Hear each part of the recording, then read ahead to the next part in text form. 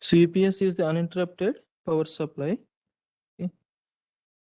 So why these UPS are used? So why these UPS are used?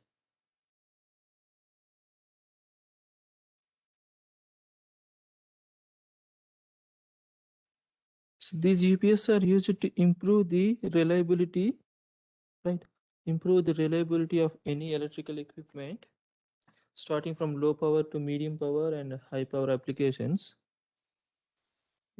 So some of the equipments are sensitive equipment to protect sensitive equipment like medical imaging devices or medical equipments. So those are sensitive, right? They are sensitive to the voltage and currents. So therefore, so we require some protection, or we need to see that the voltage and currents are within the limits. To provide backup for especially computer loads, data centers and other loads. Okay. So the applications are many, from starting from low power applications for protection of personal computers, and medium power applications like medical equipments, and high power utility applications like grid connected systems. For all these, you require an uninterrupted power supply. So these UPS are so basically three different types. So one is the static UPS, rotary UPS, and hybrid, so which is a combination of the static and rotary. So this static UPS, so this is with power electronic devices. This rotary, so which is with DC and AC machines. DC and AC machines. So whereas this hybrid, so it is a combination of both static and rotary. So normally the static one is preferred up to a small, a few 600 watt or 400 kV or 600 VA to around 20 kVA in that range. So whereas this rotary one is normally preferred for higher ranging, maybe 100 kilo kVA or even more that. So this hybrid solution, so this is also used for high power, or so where we require high power. So in that case, we normally prefer this hybrid.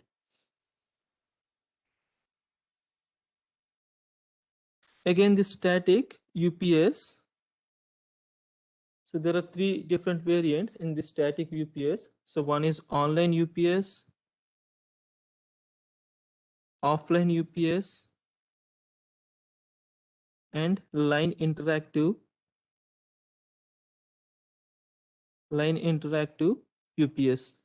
Online, offline, and line interactive UPS. Okay. So offline UPS,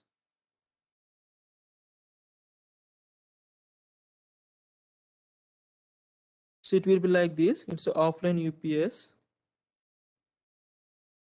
So we have this AC line. So our ultimate aim is to feed this load. Ultimate aim is to feed this load.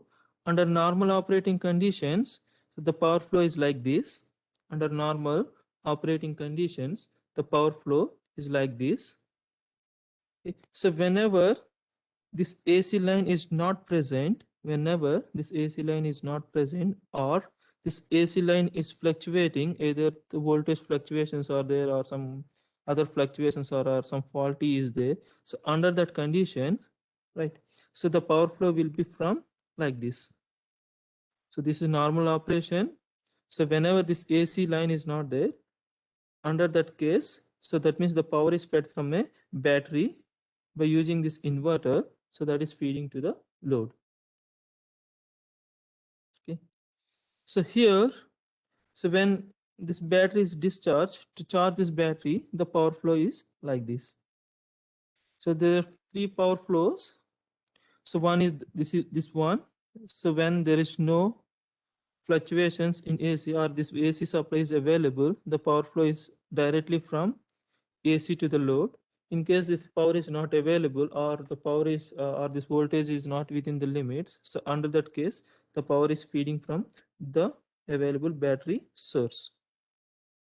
To charge this battery, you require a charging circuit or some rectifier circuit. So this AC to DC rectifier.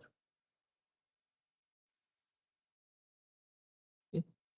So normally it requires at least 10 millisecond.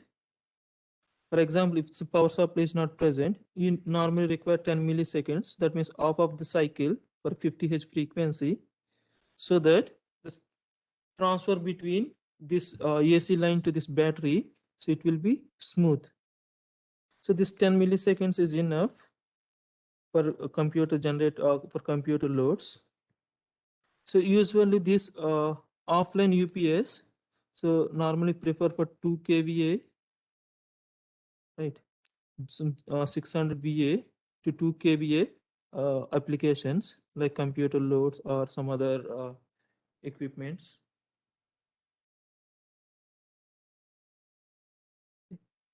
The drawback with this one is, so there is no power conditioning.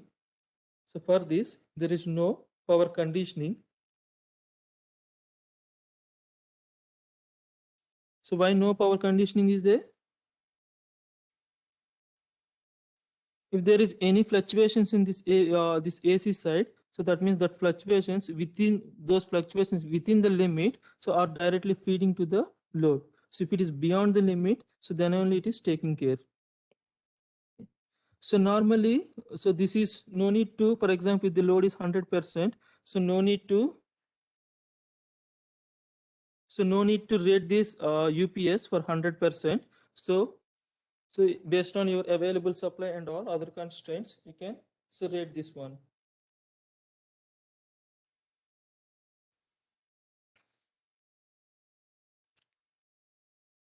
So another one is you cannot maintain unity power factor operation is not possible. If you want unity power factor operation, so in that case, while doing the charging or right, so you need to retune this one, or we need to replace with a unity power factor converter.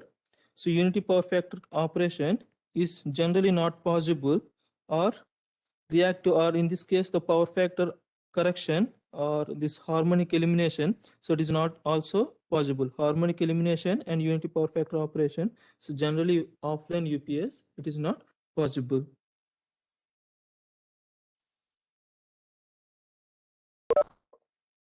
So next one is this online UPS. So this is online UPS. So here this is AC line and we need to feed this load, right? So here, so there is a double conversion. So first this AC is converted to DC and converted back to AC. Converted back to AC. Under normal operating conditions, the power flow will be like this. So that means every time the load is connected to the inverter. If there is no power supply, so under this case, the power supply will be like this, from the battery to the inverter and to the load. Right. So for example, some over current is there from it is touching the over current. In that case, so what will happen? So there is some static bypass switch. On that case, the power flow will be like this. So this is especially when you have this over current.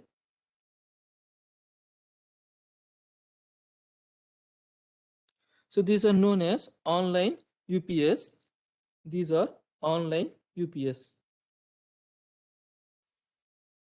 The thing is that in case of online UPS, this UPS must be rated for 100% load. It must be rated for 100%. Why it is 100%? So every time the load is fed from the inverter. Every time the load is fed from the inverter. So whereas offline, so you need to rate for 100% depending on your critical rating. So you may reduce the rating, maybe 20% or 30% or 50% like that. So in case of online UPS, you can maintain unity power factor can be maintained. So harmonics can be eliminated. Harmonics in the load can be eliminated. So one of the main drawback or one of the main thing so we need to consider is synchronization. One of the thing consider is synchronization. So for example, this is operating from inverter. Under normal operation conditions, it is operating, the load is feeding from the inverter. So generally, if it is operating for 50 hertz, exactly at 50 hertz, right? Because we have to control this frequency. So whereas this one, under when it is some bypass case or under some fault case or in this inverter, or if the battery is dissipated, or under that case, so it is the power flow is like this, right? So it may not operate at 50 hertz, may not operate at exactly at 50 hertz. So that means we need to synchronize these two outputs. We need to synchronize these two outputs so that means the transfer of this one frequency to the other frequency will be there is no fluctuations in that. So I mean, whenever there is frequency fluctuations, obviously that means that will reflect in the real power, right? That real power will be uh, drawn from this load. So we need to consider that for the smooth transfer from one frequency to the other frequency, that means that can be obtained by using a phase lock loop.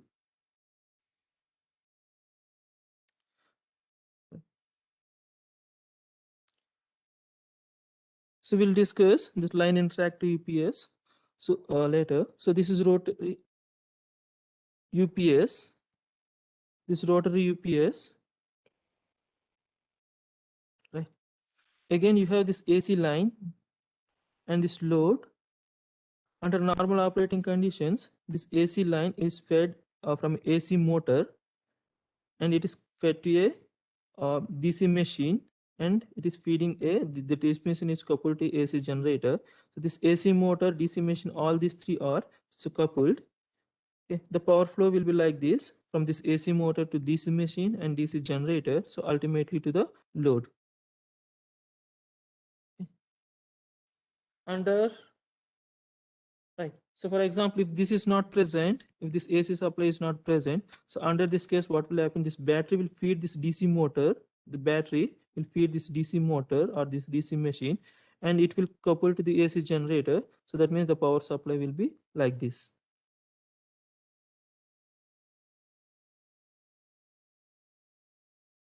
So these are rotary UPS. So it consists of machines. So therefore, we can expect that the efficiency will be the main drawback, and the size and efficiency are the main drawbacks. So usually this efficiency is around 85% or something like that, somewhere between 80 to 85%. And the size is also very high, but the advantage is its overloading capacity. So generally it can overload up to 300%. The overloading capacity is very high, so up to 300%. So you can overload this.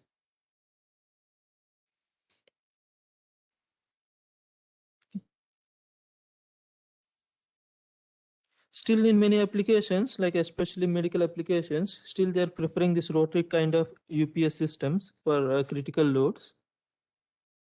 So we have this hybrid, so which will combine both this static UPS and this rotary UPS. So we have this AC line. Okay. So under normal operating conditions, so the power flow will be like this. Under normal operating conditions, the power flow will be like this. So whenever some AC side is not present, so under this condition, the power flow will be like this. Right. So here, DC machine or this DC machine is usually not present. DC machine is not present. And to charge this battery, you require this AC to DC converter. So the power flow will be like this. And this AC machine, when this power supply is not present, this AC machine is fed from this battery. So this battery is DC. Again, this here, this DC to AC conversion. So that means that motor is connected to the AC supply. So under that case, the power flow will be like this. So battery, bank, bidirectional converter, motor, generator, and the load. Okay. If all are failed or all are beyond the limit, so under that case, we have this bypass switch. So that is connected to the load. Okay. So these are the hybrid UPS.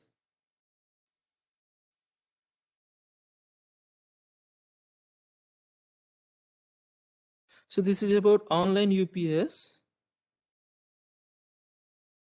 by providing an isolation for the load. So everything is same. You have this AC line. So this is rectifier charging circuit and this is battery, and we have this inverter.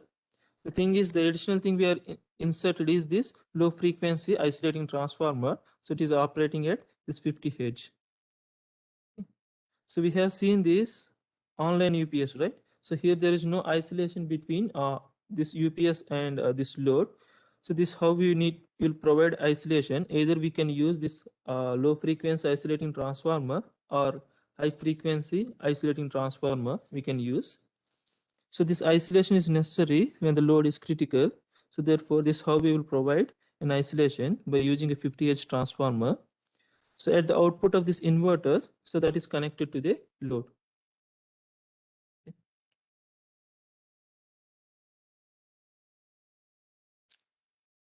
So another approach is this high frequency transformer link. Everything is same. Okay. So here we have this inverter output up to this point, everything is same.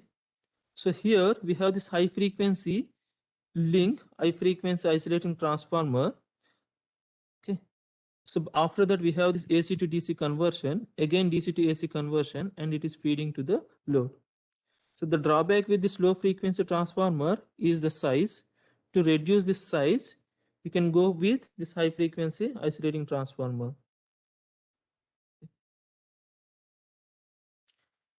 When you have this low frequency transformer, so noise is another drawback. The noise is another drawback. So that noise can be eliminated by using this high frequency transformer. Okay. So here this high frequency link, after that it's converted to DC. Again, this DC is converted back to AC with the required frequency, and it's feeding to the load. Okay. So we have low frequency link and high frequency link. So depending on the application. So come to this.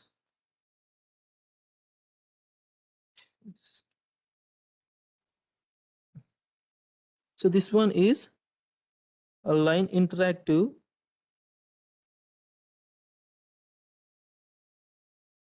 UPS, line interactive UPS.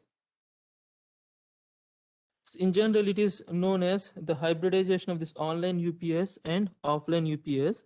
So beyond that, just giving the power to the critical loads, it will also serve for other purposes like voltage regulation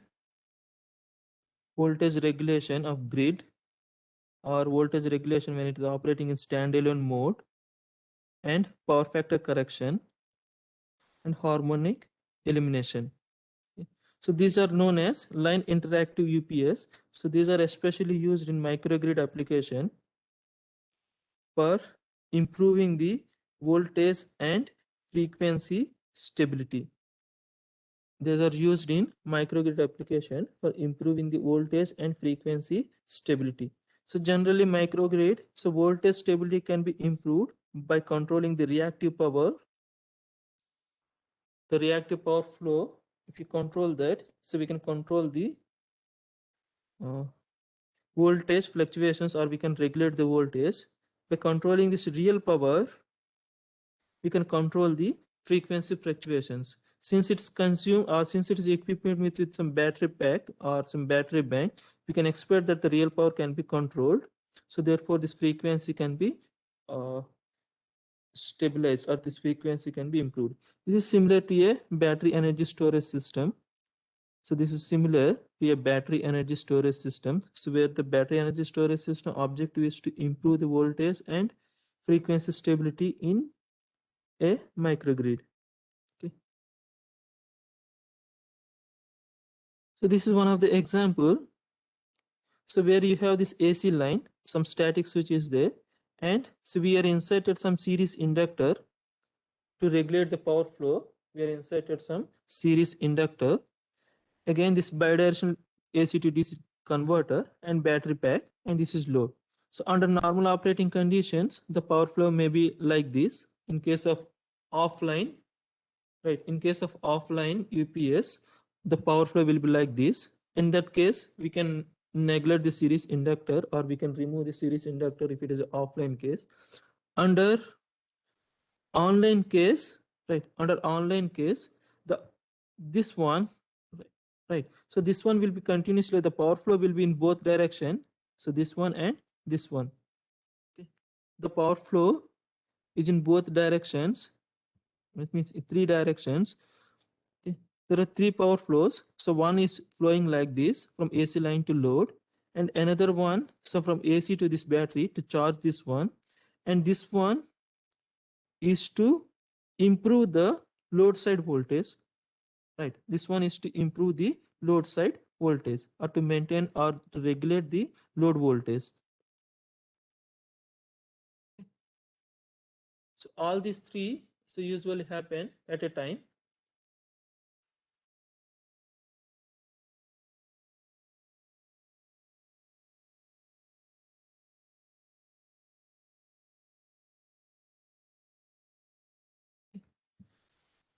The equivalent circuit also may be like this. So let us assume that this is AC source. Assume this is the fundamental, and we have the series inductor. So this can be modeled like this. So this is the inverter output, and this is load.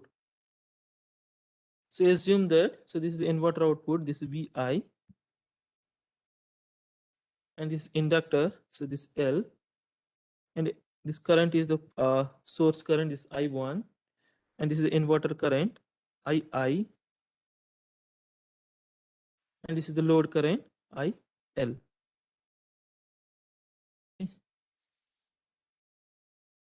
So the idea is we can regulate the load side,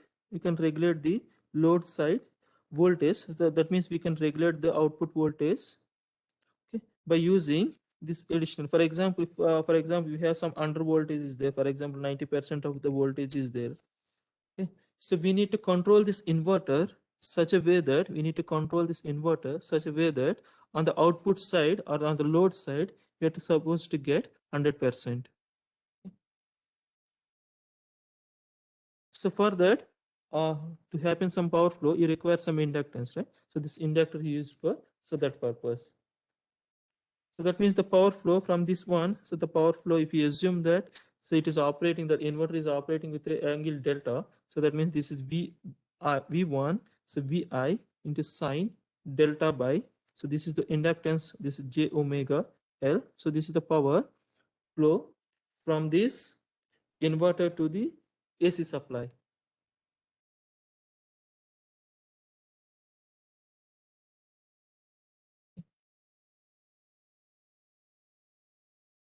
So let us assume that, so this is voltage V1, okay, and this inverter is operating, or this current, it is operating like this. So this is VI. Okay, so this is VI. So the angle between these two is the delta. Okay. The angle between, so these two is delta, and this is the primary current I1. Okay. So this is the load side current. If the load is assumed that this is lagging, this is IL. So load side, so assume that this IL.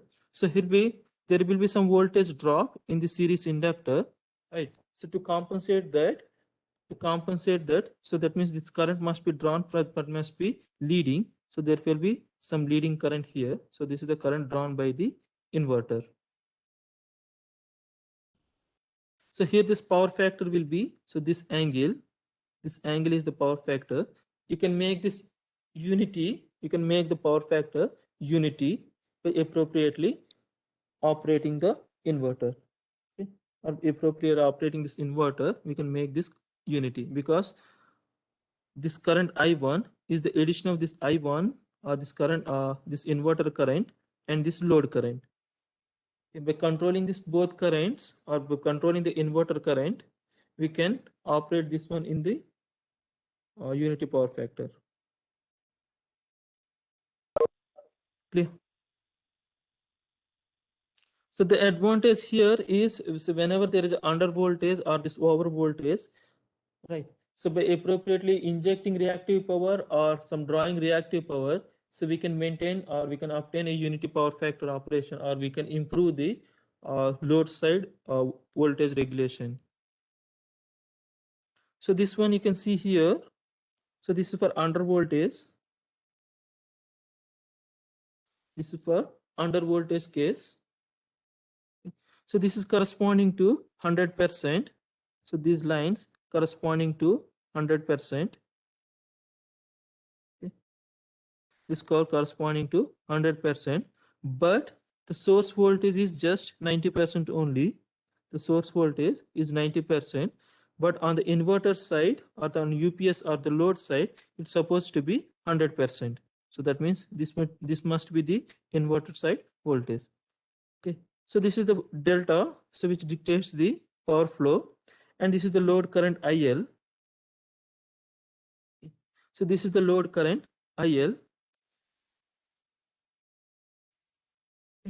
So we need to control this inverter current. Okay, we need to control this inverter current so this VI must be reached to 100%. So this VI reach to 100% or 1 per unit.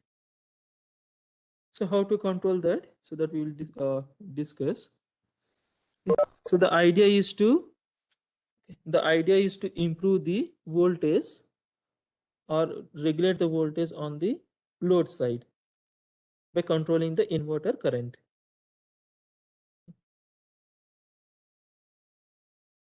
Clear? So this is same in case of over voltage. So source voltage is, earlier it is 90%, so now it is increased to 110%. Okay. Now it is increased to 110%. Right. So here, if it is operating with 110%, so that means the inverter is operating like this. This is the inverter, so where it is operating at 100% or 1 per unit. So this is the voltage drop or this voltage that is added to the inverter. That means that is controlled in the inductor.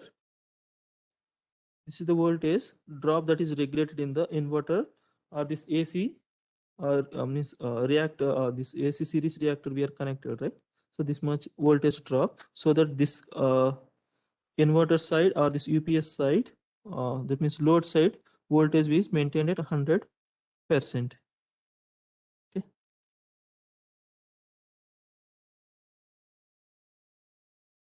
It's clear.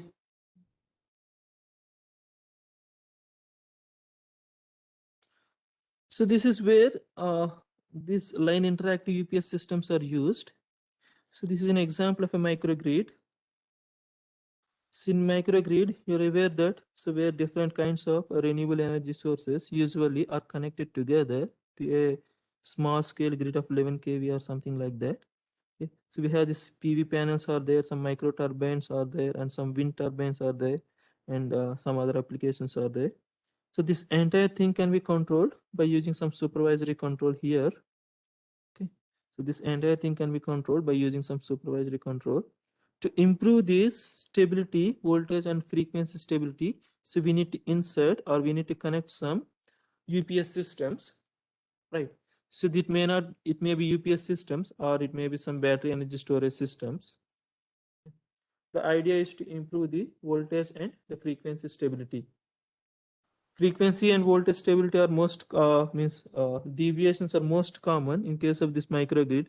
So why it is it require means PV, it will not give the same power every time, because this window is also, it will not give the same power amount of power every time, because the wind speed varies, the power output also varies. In case of this PV, when the isolation levels are varies, or this right, isolation levels are varies, in that case the output of this PV panels are different, so that means the power output may be increased or decreased, so depending on the shading. So to improve that, so this battery energy storage systems or this line interactive UPS are must. So here this how they are connected. We have this battery. Either you require one unit or several units which are operating in parallelly. So these are the two line interactive UPS systems which are operating in parallelly or operating in coordinated manner. Okay.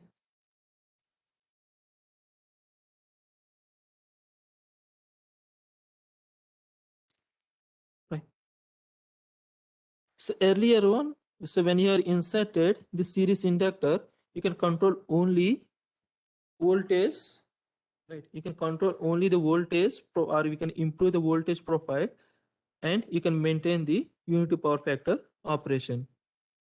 So with the inclusion of the series inductor, you can improve the voltage profile and unity power factor operation, but you cannot control the harmonics. Okay. To control this harmonics along with this unity power factor operation and this voltage regulation, so we have this option. So this is delta connected. Line interactive UPS, or also known as series parallel line interactive UPS. This is series parallel line interactive UPS. Okay. So this is something similar to a unified power quality conditioner UPQC or unified power flow controller UPFC. So where you have this series transformer, so this will use to improve the voltage profile and unity power factor operation. Okay. So whereas this parallel one, so which is used to control the harmonics and maintain the THD as low as possible. Okay. So that means two converters are connected back to back, including a DC link in between. Okay, DC link in between. So this is a series transformer. So where you can act as a series inductor.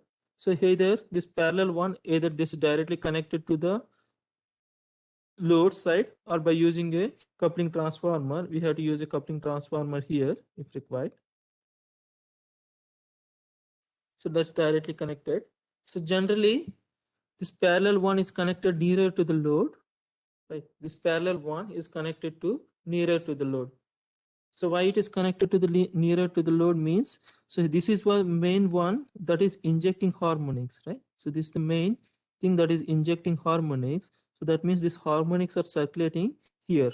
So this parallel connection and this load, so that means this must be as close as, or this means the parallel unit must be as close as possible to the nonlinear load. Okay.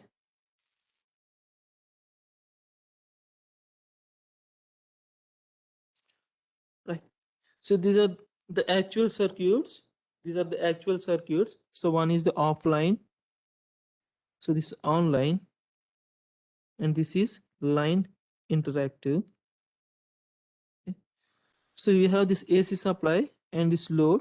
Under normal operation conditions, the power flow is like this. So it is a bidirectional switch, usually a triac, or this diac, usually triac is preferred in between. And we have this battery here. So that means we are charging here. So battery bank here, and this is the inverter. After that, we have this isolation. This transformer will provide the isolation, necessary isolation to the load side. And we have this LC filter to improve the, or to reduce the switching harmonics. To reduce the switching harmonics, we have this LC filter, and it is feeding to the load. So when there is a disturbance on the AC side. Okay. So this offline, the circuit diagram, or this circuit for the offline. So in case of online, so AC supply here, this AC is converted to DC, and DC is converted back to AC, and we have this high frequency, so low frequency link is there. It may be low frequency link or high frequency link, that depends on the application. Again, we have this LC filter again. So we have this LC filter which is connected to the load. So either this filter is connected on the secondary side, or this filter is connected on the primary side. So we can also connect this on the primary side, or we connect on the secondary side. Okay. So generally this capacitance is connected on the secondary side to remove any surge voltages. We normally prefer to connect on the secondary side. Again, you require some bypass switch under faulty conditions or under over current. For example, if the load is drawing some excessive current, okay, if this load is drawing some excessive current, so under this case, this inverter may be failed. So during that case, so we require some bypass switch. Okay, So here this inverter must be rated for 100%. So where in the first case and the offline case, so no need to rate the inverter for 100%. We can operate some little derating is required if necessary. Okay. So here generally for power electronic devices, the overloading capacity is very small. So therefore you require to bypass. So when such overcurrent condition occurs. Okay. And this one is the line interactive one. Okay. This one is line interactive one. So this is the normal power flow. It will be like this. Okay. So in addition to that, so whenever there is a voltage, under voltage or over voltage is there, or to improve the voltage profile on the load side and to improve the current profile on the source side, so we have this arrangement. Okay. So we have this arrangement. This is a combination of series and parallel. Okay. So this one is the series unit and this one is the parallel unit, and it is connected to a transformer. Again, we have this LC filtering is there and it is feeding to the load. So this will operate similar to active power filter. So this will operate similar to an active power filter. Okay. Combined with dynamic voltage restorator DVR. So this will act as the series unit acts as a dynamic voltage restorator DVR. This shunt one is acts as a active power filter. The combined one it acts as a unified power quality conditioner, so which can improve the power quality on the both voltage side and the current side, or it will improve the voltage profile and the current profile.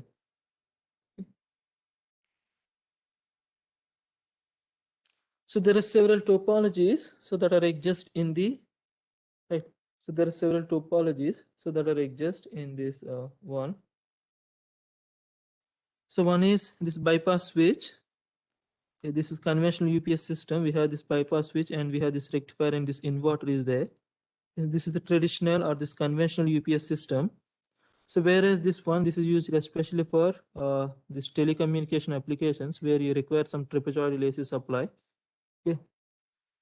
So this is one used for this telecommunications applications. So this one is the same as this previous one with reduced phase lag. Okay. So earlier we have this full bridge is there. So now we have this off bridge. Okay. So this is known as the three-leg conventional, this three-leg structure. Okay. Either you can also remove this leg by using the shared leg concept. You can split this DC link into two parts. You can split this DC link into two parts, and we can share the leg between, or we can share this leg between this AC side and the rectifier side and this inverter side. Okay. Another one, this is most commonly used, the BIFRED. So BIFRED is the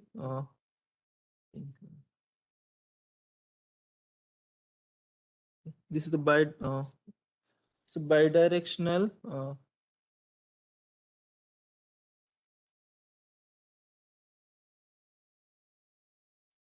this flyback.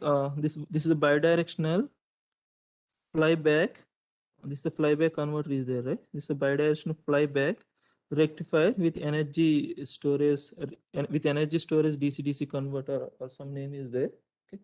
This is basically consists of a bidirectional converter, energy storage, and a flyback DC-DC converter. So that's why it's named as BIFRED. It's a bidirectional inverter, I think. F stands for this flyback rectifier or this flyback, and this ED stands for this energy storage, D stands for DC-DC converter. Okay.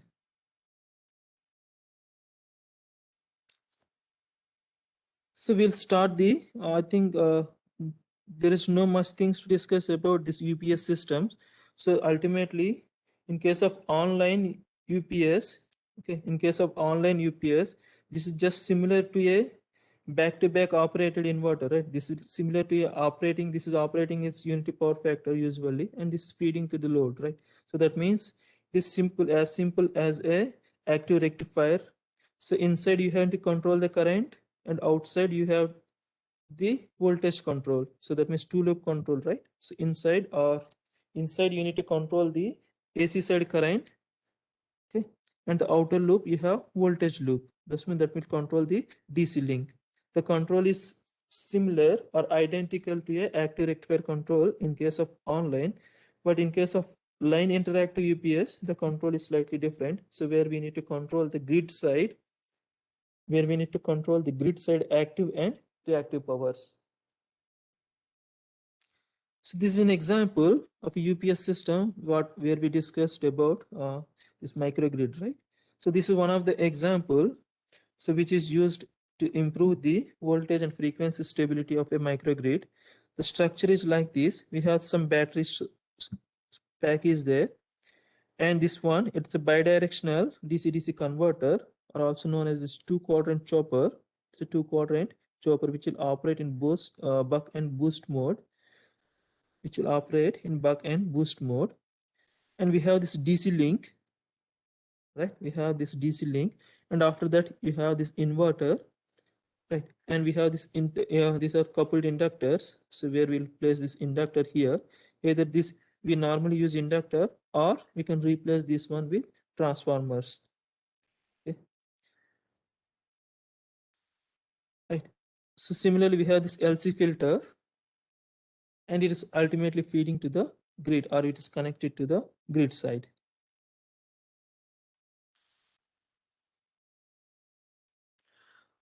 Right. So these one, so normally operating in grid connected mode, or island mode, or standalone mode. Standalone modes, that means it will not connect to the grid. So it is operating its own, right? It's operating on its own. So we'll discuss both. So how to control this active and reactive power. So I'll briefly discuss this, or in depth we'll discuss in the next class. Okay. So this is the controller for the power flow controller. Okay. So where we can control the grid side active and reactive power. Okay. So we have this DC link control. Right. So we have this DC link control. Again, this DC link control, we have two options are there. So the DC link is charging state or discharging state. So when this P reference is less than 0, so that means this DC link is charging. And when it is greater than 0, so that means discharging. That means the power flow is from the battery to the load. Okay. Right. It will operate in two different modes. That is grid connected mode, or this island mode, or standalone mode. If it is grid connected mode, the reference are dictated by the grid. Okay. So this reference are given by the some other supervisory controller. Okay. If it is grid connected mode, so these outputs or this input to this P reference and Q reference, so that is given by some other controller. So when it is operating island mode, or when it is feeding the local load, so when it is feeding the local load, so in that case, so we need to input based on the load conditions. Okay, right. So this is how to control this P and Q. The purpose of this ramp is, right, we cannot inject a direct, since it's a microgrid, right? So any fluctuations in this power, active power and reactive power, that will cause instability. So that means we need to gradually increase the power. For example, we cannot turn on the power like this, right? For example, this is 1 megawatt power. If you're inserted, or if you are injected this much of power, right? So what will happen? It leads to the instability. So instead of doing it a sudden increase, so we need to give to a ramp signal, or we need to slowly increase that, something like this, so that this power is adjusted in the microgrid.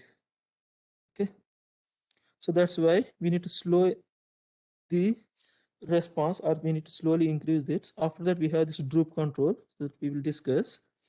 And this is the measurement, this is the actual values of this P and Q. These are the actual values of P and Q, so which are obtained from the current, that is the converter currents and the output currents, converter and output currents. We can calculate this P and actual values of P and Q, and these are the reference value of P and Q.